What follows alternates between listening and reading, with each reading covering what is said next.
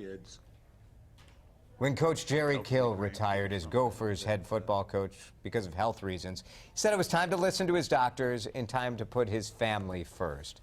Kill, as you know, has struggled with epilepsy and seizures for years. Doctors warned him of serious consequences if he didn't make changes. So we thought it was timely to talk about some positive ways to deal with chronic illnesses in families in our Relationship Reboot. So joining us now, we have our relationship guru, Kirsten Linseal, and you were scheduled for an appearance last week. Yes, I was. Right when the news broke, and we had, of course, we brought you that live coverage here on Mid-Morning. So that's when you came up with today's topic. Right. This is a tough one. I mean, it's Jerry Kill, very prominent example, but on a smaller level, so many families have to deal with it. So many families struggle with this, and you know, I was so pleased. I mean, it was heartbreaking to watch this news conference, but it was really great to see the humanity and to see the emotions that he struggles with, because so many families are dealing with this. You know, diseases like epilepsy, heart disease, diabetes, MS, fibromyalgia, these are diseases that really can disrupt a family. They're chronic, so it's not as scary a disease as cancer or something, you know, you're worried that you're going to die soon. But, you know, they're manageable, and yet they really can change how a family works. It really, it hit me hard when he talked about his wife and what she was going through, and he mentioned that she used to stay up and she would watch him at night while he was sleeping. And I think that can be hard on everyone. What can you do when you're the spouse in that situation? Right. So basically, I mean, one of the most important things to do first, which may seem a little counterintuitive, is that everybody's got to acknowledge the loss and the grieving, right? I mean, when a chronic illness is diagnosed, that there is some kind of loss to the family, to the person particularly. And what usually happens is people feel guilty. The person who gets diagnosed feels guilty for having the illness. The caregiver feels guilty for maybe resenting all this extra work that he or she has to do. And when kids are involved, the kids can feel guilty for either having the illness or else being the person who is getting all this extra attention. And then siblings can feel guilty for resenting their sibling. So it's this sort of merry-go-round of feeling guilty about things. So the first and most important thing is to acknowledge that there has been a loss to the family and sort of grieve together that process.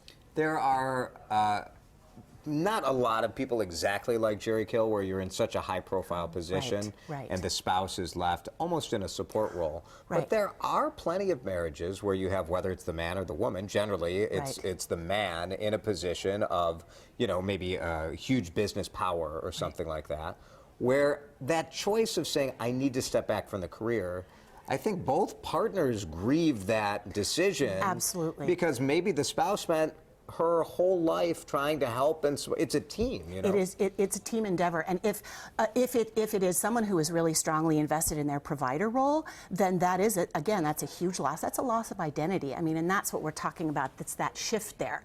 Do you know? So the question is, so now what do we do? You know, in this phrase, how do you cope? Right, find a new normal is one that I find helpful.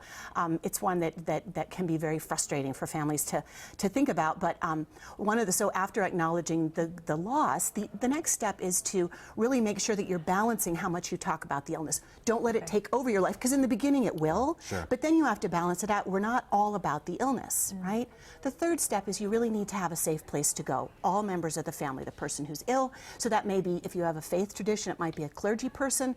Family therapists can be really helpful in this regard, or really good friends or family who also have struggled maybe with some of these issues, and so that they might have sort of a perspective to give. A lot of times in these segments we talk about giving people the tools to get through these things on their own. I feel like this is one where you really do need to reach out and get some professional guidance. You really do. Because this is totally taking your life and saying, what I've been doing for 20, 30 years, throw it all up in the air, and now what? Right, and the daily routines too. Do you know what I mean? Like, how long does it take me to get up in the morning? Can we go biking? Where do I go? What do we do? Can I go biking this weekend? You know? It's that's so important, but I think it's also so difficult because your life has completely changed, your schedule's out of whack, and there are usually a lot more doctor's appointments. Fitting in another one, especially when it's thinking about, okay, well, this is something we can deal with on our own, you really do need to take that extra step. It's very helpful to do that, you know. And then the other piece too is to also really strengthen the social support network for everybody, right? Caregivers, the research on caregivers is actually that they tend to get sick at much higher rates. Their well-being is really affected. They're not taking care of themselves too. Exactly. And what might happen is a caregiver might say, oh, well, I'm just way too busy. But quite frankly, it's like being on a plane with the oxygen mask. You have to put your own oxygen mask on first before you should help anybody else with theirs. Kirsten, thank you so much. You can get through it. You can. And I think Jerry Kill will end up being a real inspiration. You can come through to where that family is really grateful for what they have and where they treasure each other. And I see that happening, which I think is great. Really good. Thanks, Kirsten. Yes.